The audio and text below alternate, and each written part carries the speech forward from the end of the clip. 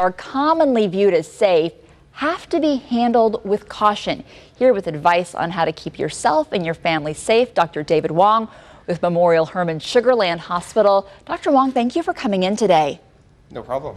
And this is only part of your work today. You'll be in the emergency room later tonight.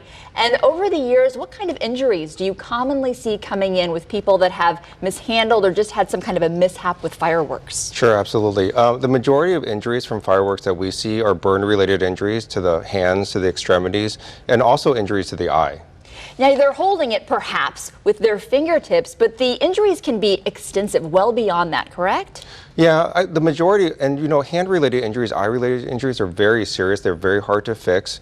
But the big thing is obviously, as you said, the hand-related injuries, if people would just set the fireworks down and not light them in their hands, you'd avoid a lot of the injuries. So that is one thing certainly to remember. Then do you see children come in? I mean, obviously, children should be supervised, but maybe perhaps shouldn't be holding them at all depending on their age. Yeah, obviously we see both, but the majority are actually boys, less than 20.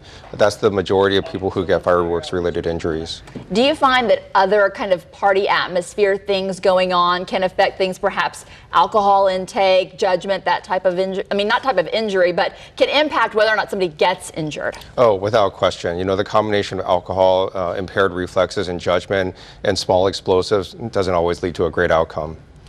When you say that these kind of injuries to the hand, to the eye, are difficult to fix, explain in more detail what you mean by that. Well, medicine is very advanced, but there are certain things that are just much harder to repair than others. The hand has a lot of tendons and parts to it that are harder to repair.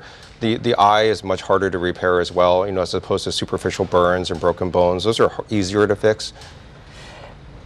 When I hear you say that, what I'm thinking is that it's one day you're celebrating the 4th of July, but it's not just one trip to the emergency room. It can turn into multiple doctor's visits over a long period of time. Absolutely. Eye injuries, hand injuries can lead to extensive in-hospital stays and long rehabilitation periods. What's the one thing you want people to know if they plan on using fireworks as part of their celebration tonight, Doctor? Just play it smart. Obviously trying to attend one of the public celebrations, if you have your heart set on doing it yourself, just be smart about it.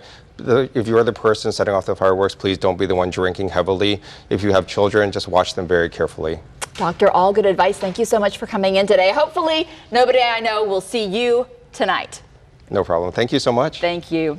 And as Dr. Wong said, you can safely enjoy a massive fireworks show if you're letting somebody else do the work. Head out to Eleanor Tinsley Park for the Southwest Airlines Freedom Over Texas show tonight. Our coverage begins at 7 o'clock. You can watch it from the comfort of your couch even. Won't even get a mosquito bite sitting at home on your couch.